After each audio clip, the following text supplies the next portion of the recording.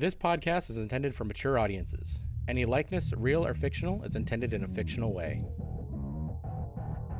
Last time, I had the most fun I've had aboard this ship so far. Hordes of enemies took the skies, and Ace and I went out to stop them. I started by making the ship safe by covering it in flames and blocking the path of some guys, and I found out when taking on the Asters on board, they were just heaps of junk. That douche Icebox was trying to act all tough, only to get himself nearly killed, so I had to save the guy by thinking with portals, and then Cordelia just shot the fucking huge gun to take out an enemy ship. The Multiverse Collective.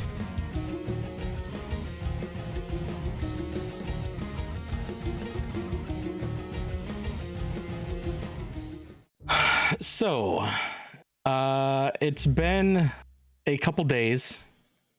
We'll say 2 days. You launched from Pearl Harbor the day before. So it's about midday on the 9th. That would make it. We open and we see... What is Cordelia doing right now? I think Cordelia is probably trying to get ahead on her paperwork. She is probably trying to requisition supplies and follow through with any sort of documentation that she had to do regarding her firing that giant fucking gun. How's she handling the news of the war? I don't think she's surprised. I feel as though this is probably something that she's been anticipating happening ever since the initial conflict started. And I think she's honestly a little relieved that the waiting is finally over and she finally gets to just put her head down and do her job. All right. So we hear a knock on the door. Is she in her office, I assume? Yeah, I'm assuming she has an office, or at least a shared workspace with the rest of the crew. We'll go with that. So yeah, there's a knock on her door. Come in. Let's see. One of her crewmen, Benji, the driver of the Fox Hunter, is there. She goes, he goes, "Ma'am, do you have a minute?" Yeah, absolutely. And she doesn't look up from doing her paperwork. He kind of steps in. He doesn't really know what to do with his hands. He doesn't know if he should shut the door or not, and goes, Can we talk for a minute, Lieutenant?" Of course. Shut the door. Take a seat. And she gestures across the desk at the open seat on the opposite side of it. He goes, "Oh, okay." So he shuts the door and he sits down.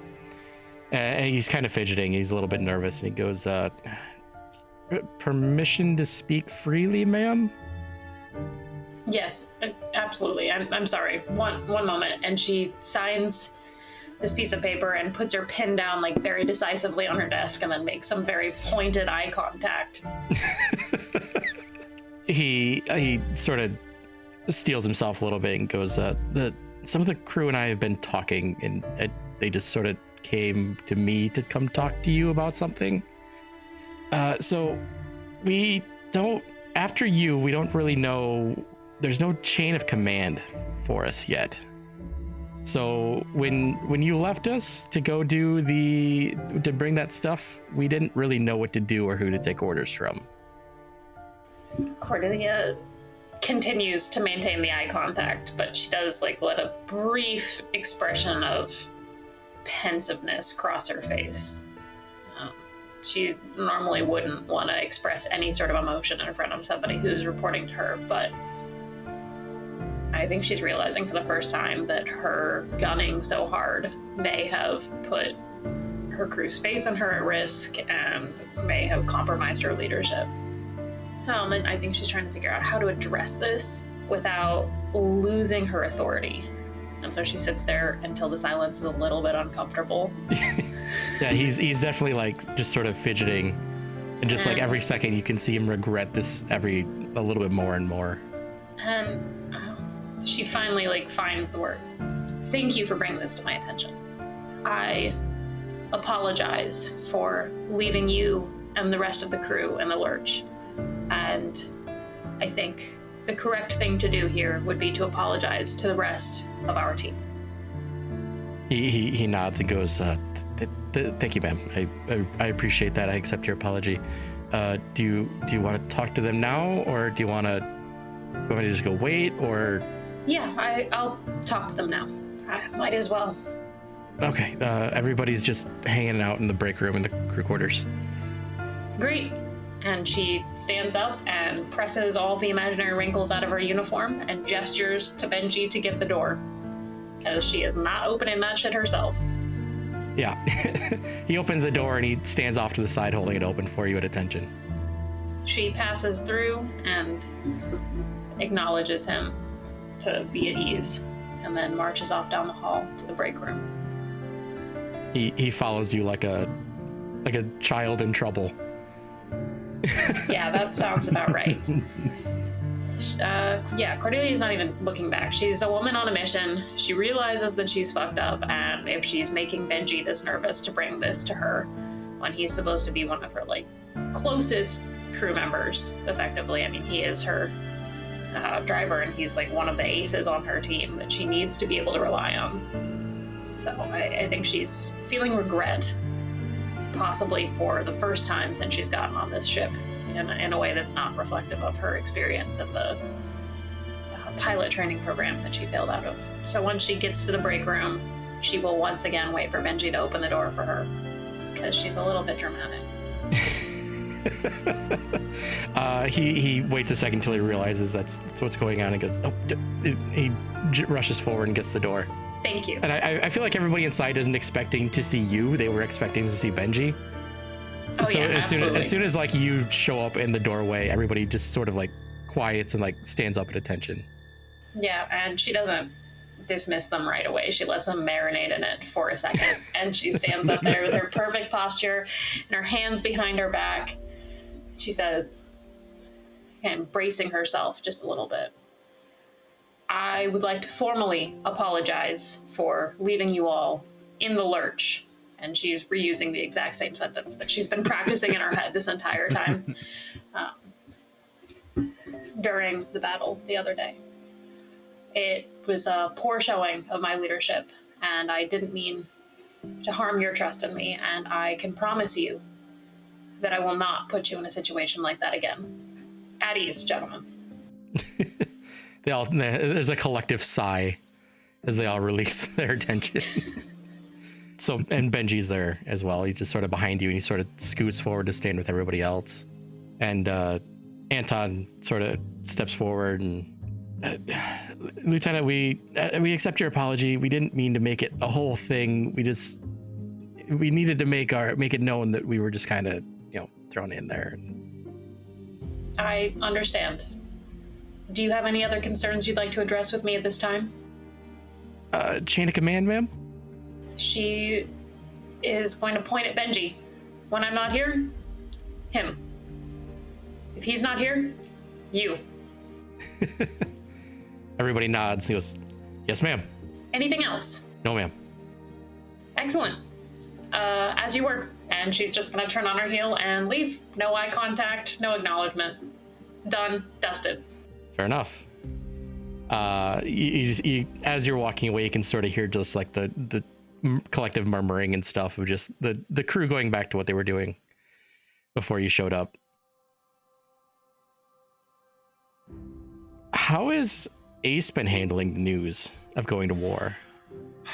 So outwardly, I think Ace is very hoorah, let's go, let's fight, let's kill them all, but I think inwardly he's kind of freaking out. He comes from a military family, and so growing up, the military has been more of an idea and an achievement than something that's oh shit, I might actually fucking die. So when he's I think Ace has taken steps to be around people as much as he can, because when he's alone with his thoughts, that's when things start to get kind of scary for him. Okay. Is there anywhere in particular that he's trying to fill his time with? Yeah, I think the past couple days he's been trying to kind of bring himself mentally back to the days in the army in the Army Academy. I don't know what they call it, but back in college when he was like the top dog, star quarterback, and he was just kind of like chilling.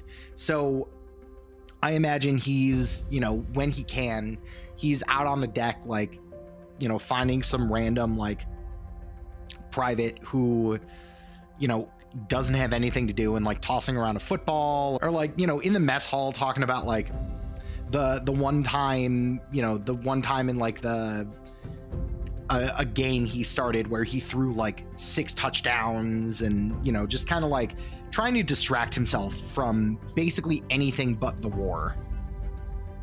I think so. While you're in one of the mess halls, just, telling these football stories, you feel somebody sitting down next to you and you look over and a hand slaps your back and he goes, "Hey, you telling those old stories again?"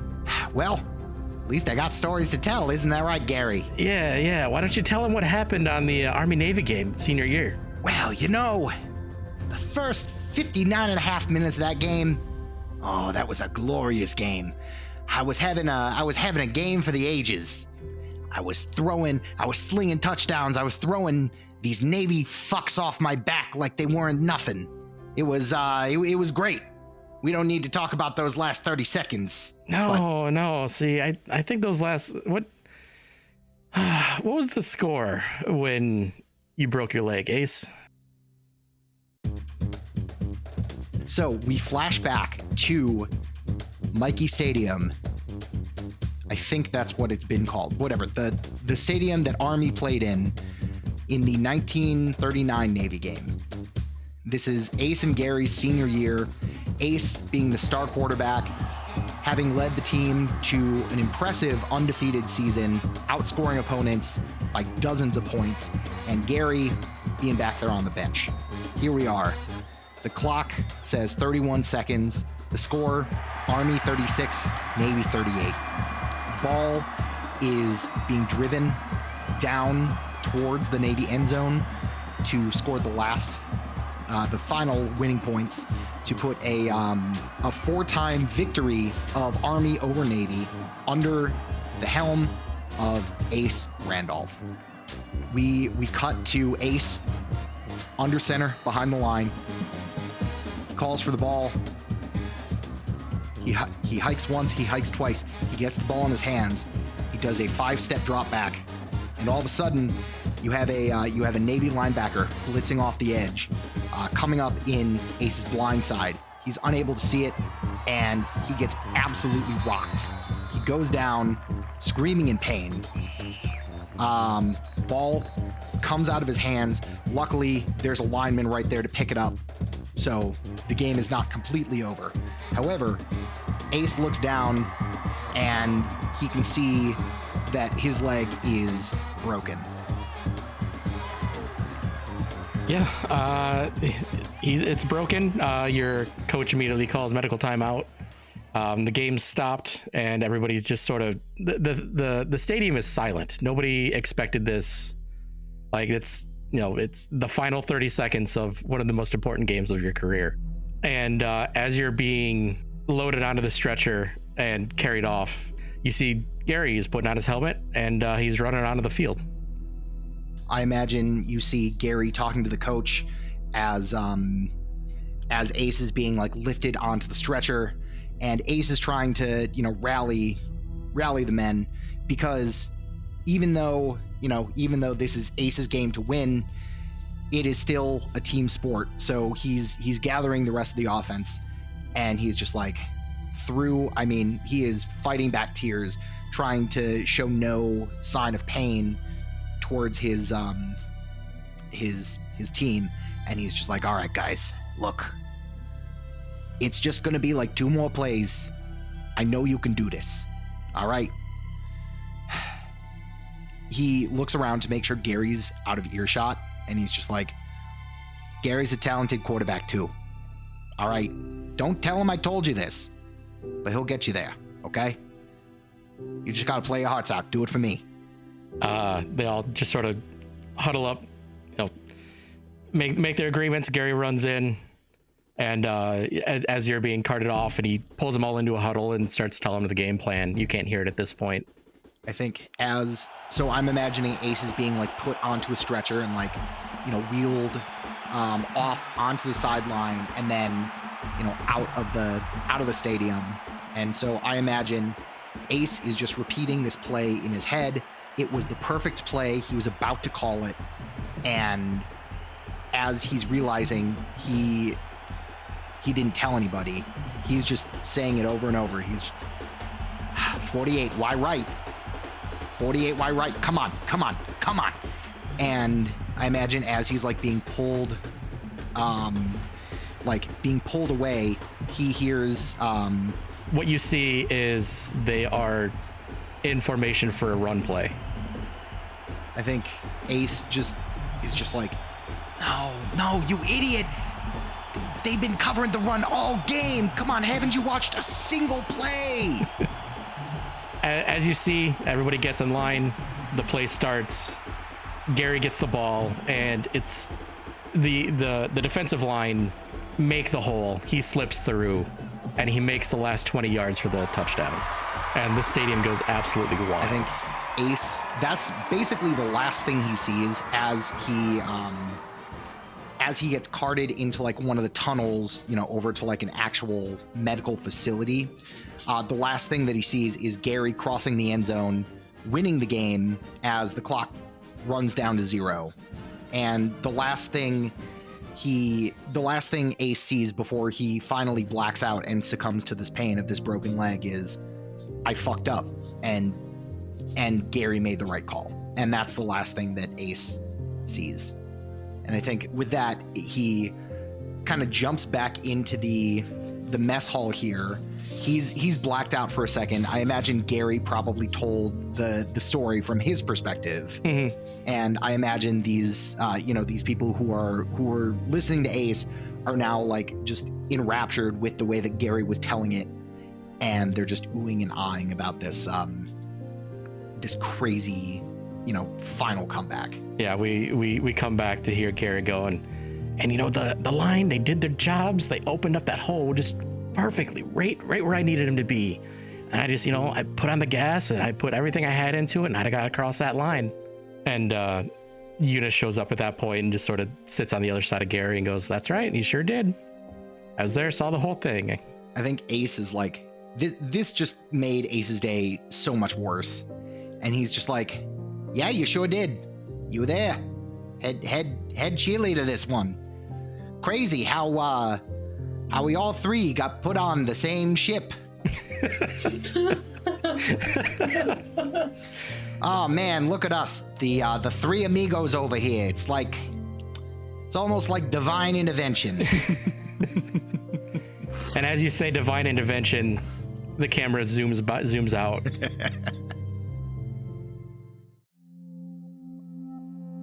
And we find Rex. What's Rex doing right now? How is he handling news? What's he doing after?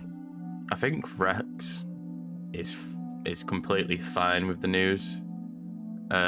It's not the first time that the country he's been working for has been in the war. So I feel like Rex is just training like he normally would, spending his time swinging his sword in his room. And he's probably spending more time trying to get in touch with the unknown god that he's been trying to communicate with. And when he's not been doing that, he's probably just been, checking on it, like trying to check his Aster to make sure everything's running perfectly, because he doesn't know when they'll be going into battle. So he wants to make sure everything's running smoothly. So we find you sort of like after the fight in Pearl Harbor. I imagine you have like some nicks on your sword. Yeah. And you're just sort of, does Rex do his own maintenance for the most part? I think on his weapons, he does 100%. So even though the great arm's probably like 8 feet long compared, it's massive. Mm-hmm. I think he himself takes the time just with like a sharpening stone to redefine the edge on it instead of letting the maintenance crew actually sort it out for him. Yeah. So as you're sitting there, sort of, grinding down on this blade, I assume he does it manually, not with like a tool or anything. He's just got like a whetstone and it's the meditation labor of it. Yeah. And as he meditates, Rex begins to sort of wander back in time to the first time that the unknown entity spoke to him. So how do we see Rex in his youth? So Rex has a way of just blending into the background. Like before the unknown, he didn't stand out at all. And we can see when this contact happened, he was just literally, he was in work, and all he had was, he had his feet up on the desk, and he was just taking a nap. Like he wasn't doing anything he was supposed to be doing. He was just sleeping on the job, but nobody seemed to notice, or they just didn't care that he was sleeping on the job. As he's sleeping, this sort of light, he has this dream, this sort of being of light just sort of shows itself to him and goes, Rex, my chosen, how are you? I think this takes Rex aback a bit, and he's like, who are you? I'm the one that's gonna make everything happen for you. What do you mean by that? Well, you see, Rex, you and I, we have something in common. I don't think you're happy here working this day job, are you? Well, I'm currently sleeping, so I feel like we both can say that's a no. Right. Don't you ever want to just break free? Yeah. Excellent. Well, then I can help you out. You are aware of the American Astor program, aren't you? Yes, I am, yes. And you know that it's rigorous training and ultimately you have to be chosen by the weave. Yes. Well, consider this your choosing. Is this how it works for everybody? Do we all speak? You're special, Rex. You're special. Rex is just gonna have a quizzical look on his face, just very confused. I don't think, growing up in the system, being like an orphan most of his life, he doesn't really understand. He's not really had anybody tell him he's special before, so he's just gonna sort of doubt what he's being told by this unknown light, and probably go, you're pulling my leg, right? Do I seem like I am? I mean... No. Rex. You have been chosen for something big. The only thing you need to do to make it happen is go be a pilot. And then await my further commands. And how will I know when you're getting back in touch with me? In your time of need, I will be there. Well, have you ever seen me in a fight? I've not really ever had a time of need. No, but you see, Rex, you have something that is a little bit more required. You have the tenacity, you have the drive. And what's more, growing up as an orphan, you had to get a little bit tricky. These are what will make you a good pilot and worthy of being my chosen. Rex is gonna go, you want me to become a pilot for you, to help you, correct? Am I correct so far? Yes, correct. So what do I get out of this deal? Magic. What kind of magic? You get the opportunity to be more than you already are. Don't you want to be something, Rex? That doesn't really bother me. As you can see, I blend into the background anyway. That's not your place. You're not happy being blended in, are you? I mean, if it was up to me, I would run this shit. But you need qualifications for that. And, I didn't really do well in school. Well, consider this your graduation. Rex is just gonna sort of nod. And I feel like at this point, that's when he probably got woken up. Probably like an order came in. I feel like he worked in a factory where, they made, like Britain's biggest export in the war was like bullets. So I feel like he probably worked in one of those. It's probably like a massive orders coming through. So it's probably like the alarm's probably gone off. And it's like, Yeah. startled him awake sort of thing. And as soon as you wake up, you feel this sort of pulsing in your chest that just sort of sits there and then dims. That's probably when he starts thinking that it wasn't just a fever dream. Yeah. Yeah, that's about it. Probably just gets straight back to work. So we see Rex just, he's grinding away at the sword, having, his moment of contemplation, thinking back about the events that got him here. And Cordelia, on your way by, you pass by Rex. You stop to say anything, or do you keep walking? I think she'll acknowledge him with just a head nod. Neither one of them are very interested in non-necessary communication. And I think she and Rex have both acknowledged and accepted that about each other. Yeah. The opportunity that they have to be the least amount of hostile, because they're already butting heads a little bit, is if they just don't have social interaction. Rex would just nod back. So you pass him by, he's working on his Aster. How does seeing, you're walking through this bay and there's all these giant machines of war, and there's, driven by pilots of magic. How does she feel about that? It's a little pang in her heart. She wanted this. She wanted this so bad. And she doesn't often get the things that she wants in life. And that's why she works so damn hard, so that the things that she does get, nobody can deny that she deserved. And no matter how hard she worked, she couldn't give herself magic or give herself access to magic. And it stings, and that's part of the reason why she doesn't have any interest in talking to Rex right now. Because he's working on the one thing that she is completely unable to get for herself.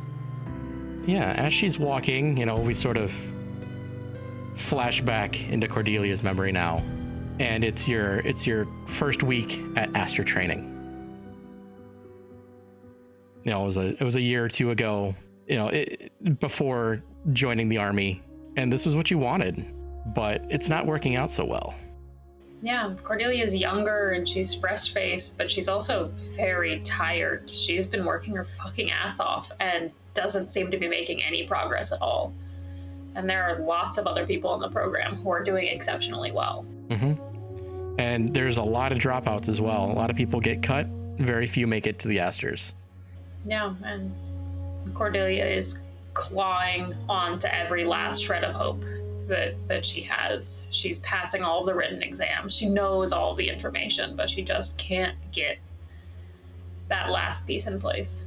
As she's scrabbling over these books, her instructor comes in and goes, Cunningham, we need to talk. Yes, sir. And she'll turn from her books and acknowledge him. He sort of stands there and he looks at her and goes, it is my solemn duty to inform you that you, as of right now, you have been cut from the Aster program. She takes a second and inhales very deeply. Yes, sir.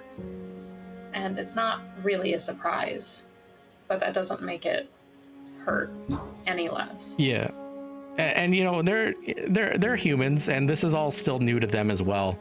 And he sort of looks at her and goes, we understand you passed all of your exams. I don't think there's anybody at this place that works harder than you.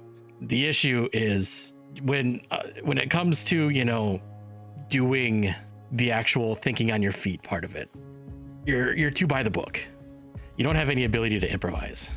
And that's an unfortunate side effect and necessary skill that Aster pilots need to have. Yes, sir. I'll give you a few minutes to collect your things. Thank you, sir.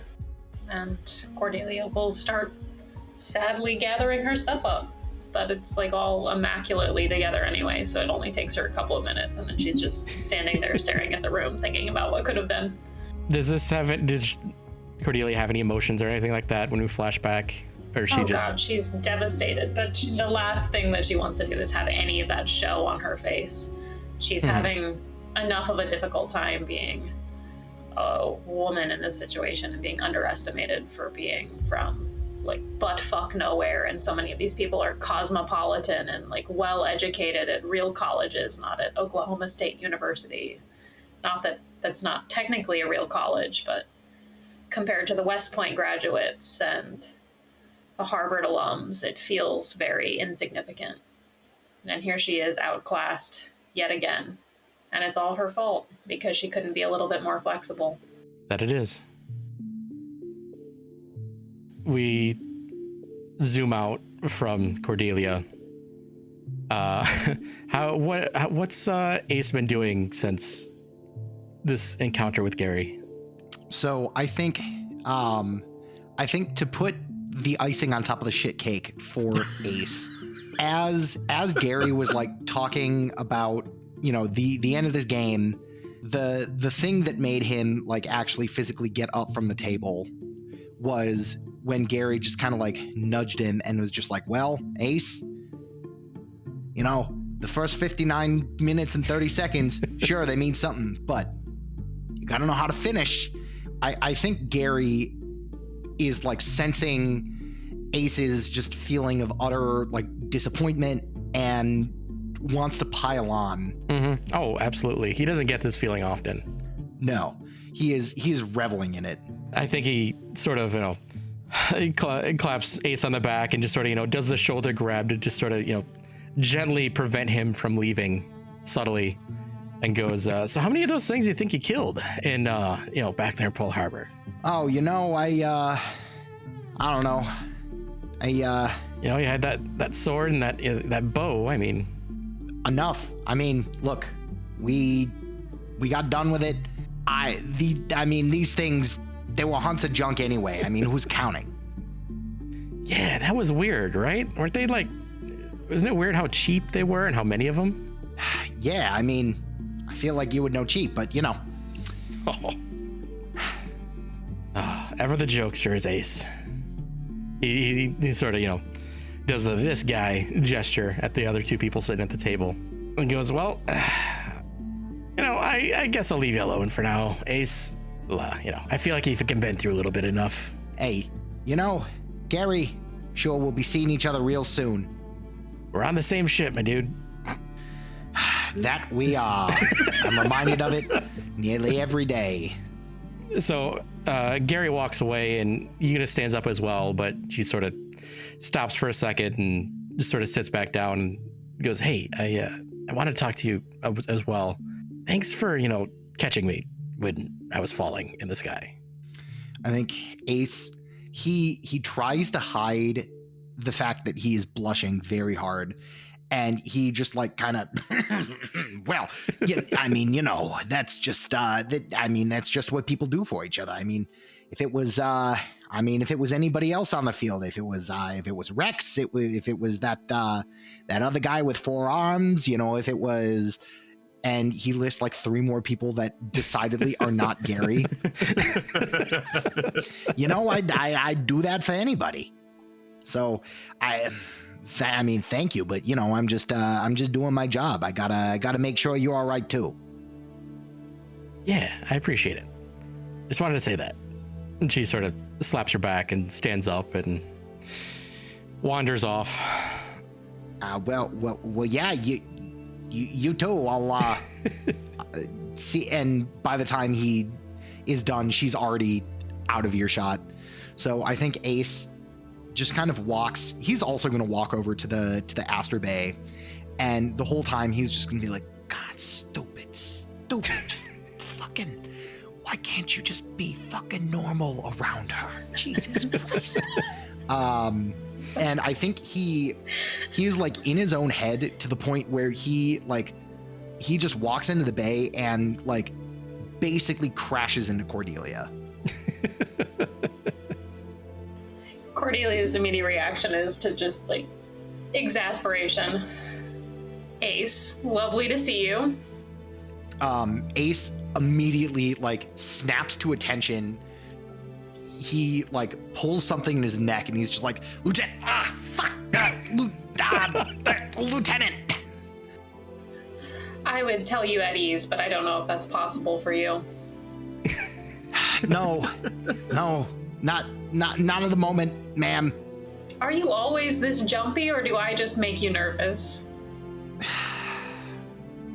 I think you see Ace like deflate a little bit and he's just like, permission to speak freely? Fire away. How long you got? How long you want to hear about this? I'll give you 45 seconds, and if at the end of it I'm uninterested, we'll call it. All right, sounds good. Basically, Gary's a fucking prick. Hate the guy. I'm stuck on this goddamn ship with him. Every single moment, he tries to one-up me. He thinks he knows better than me about everything. He thinks he's the better fucking quarterback. He thinks he's the better field general. He thinks he's the better Asta pilot.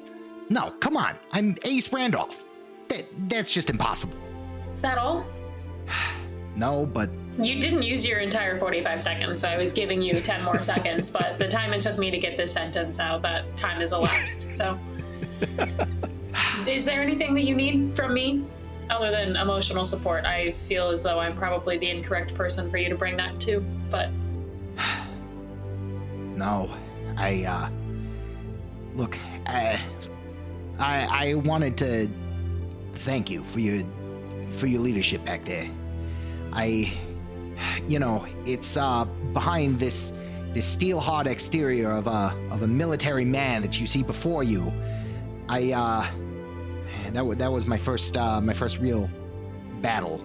I mean, not only just in an Asta, but at all. And it was, I mean, look, flying through the sky in that thing, God, there's nothing like it, but terrifying. I mean, so what I'm trying to say is thank you for being so calm and collected in that moment, and I am looking forward to continuing to be under your leadership and tutelage and all that. You did perfectly well, soldier. No need to thank me for doing my job. That is quite literally what I am here for. Okay, well... And she doesn't want to let any of that, like, emotional devastation she's experiencing, him being all wistful about how cool it is to fly a fucking Aster, get to her. But she's, like, inside, she's seething. She's like, this fucking prick went to West Point, comes from this, like, incredibly prestigious military family that I'm sure that she's heard something about at some point, other than just him, like, drunkenly rambling about being a 5th generation military man and an Aster pilot, and he's complaining to her about his prick of a rival. I think Ace, like, I don't think he realizes it, but he can sense that, like, something is up. So he's just like, well, all right, how long do we have until our next meeting? I have to think about things. As of right now, we have nothing scheduled, but as you know, that's liable to change at a moment's notice. We are at war, soldier. Yeah, we are. All right, well, I guess I'll just be here doing some... At ease, then. Okay. Because I'm just assuming Ace is still, like, fully at attention. Oh, yeah, he's fully, like... So he just... All right. Yeah, and this is like that's the one smidge of power and that Cordelia gets to experience, so she won't dismiss you from being at attention until the last possible second, because it's a little bit funny to her. And she's kind of a sick fuck. As Ace walks away, I think he's just like grabbing his neck and he's like, watch where you're going, you fuck. And he just heads over to his bay, and I think he's just gonna like keep to himself for a little bit and just kind of like, I don't know, fucking grow his hand into like a tree and look at it and turn it back a bunch of times.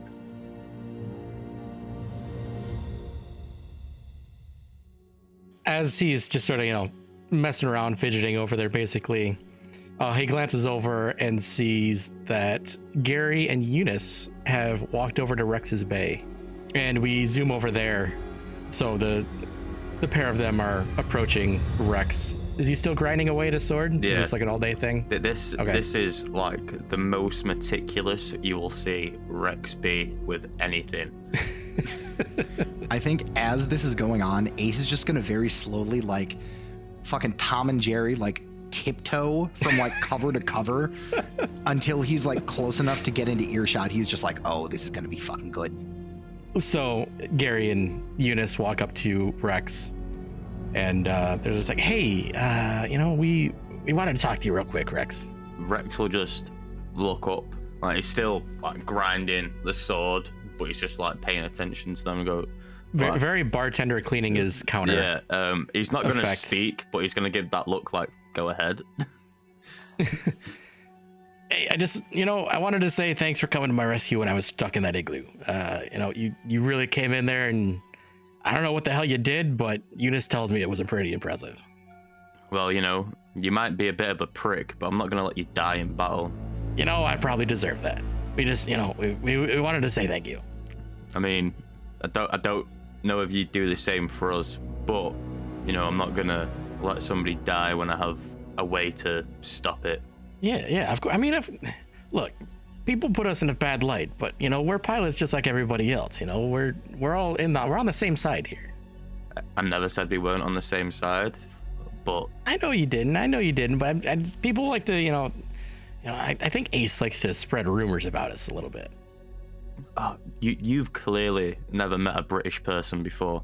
Let me get something straight for you. I can tell from the way our two interactions have gone other than this that you are both up your own asses, because you both work together and you can both tell it really upsets Ace. So if you ever come over here again and act pally-pally, I promise you may be bigger than me, but I can take you down faster than you could say boo. Rex, I imagine as you say that, you just see out of the corner of your eye, you just see Ace's hand like thumbs up from like behind a stack of boxes, and as Gary and Eunice like turn around, to just comes back in. Yeah, they're just like, well, thanks again, Rex. Appreciate the assist, So they just started. And as they walk away, Rex is going to go, oh, and Eunice, you picked the wrong guy. Gary, you see Gary sort of stop for a second, but doesn't turn around or acknowledge. And then you hear Rex speak to himself under his breath. Yeah, that's what I thought.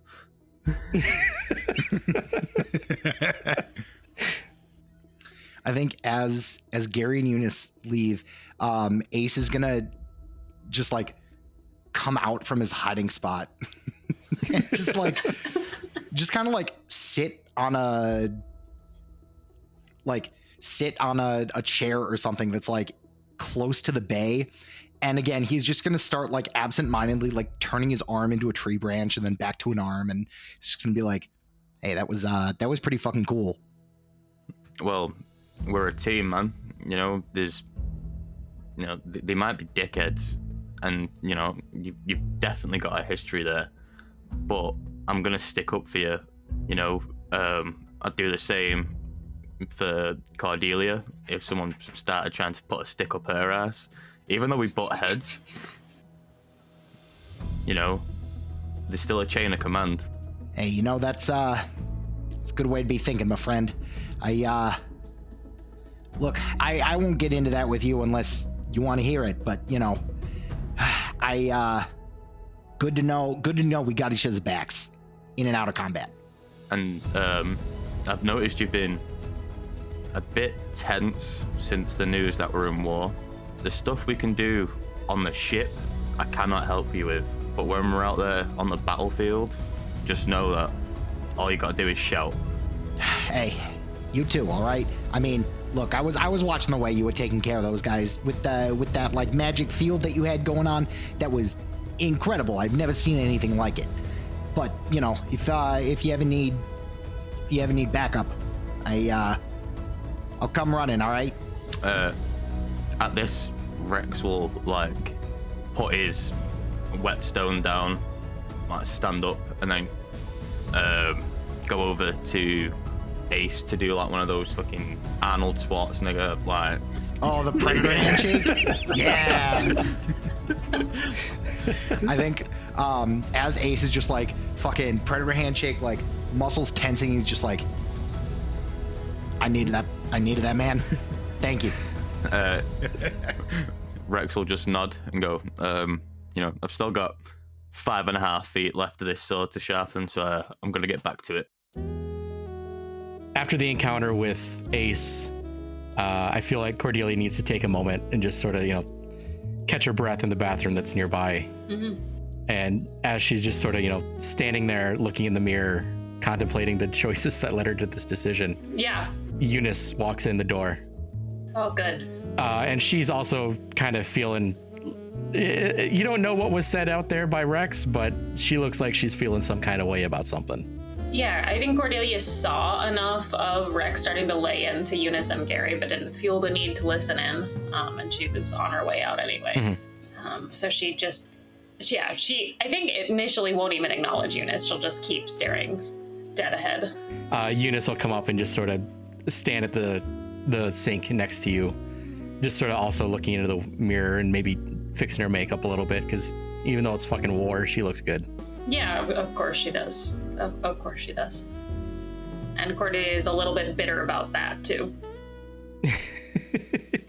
And she turns and looks at Cordelia, and you can tell that she's kind of holding back tears a little bit. And she goes, guys suck. And then as she walks by Cordelia, she slaps her on the ass and leaves the bathroom.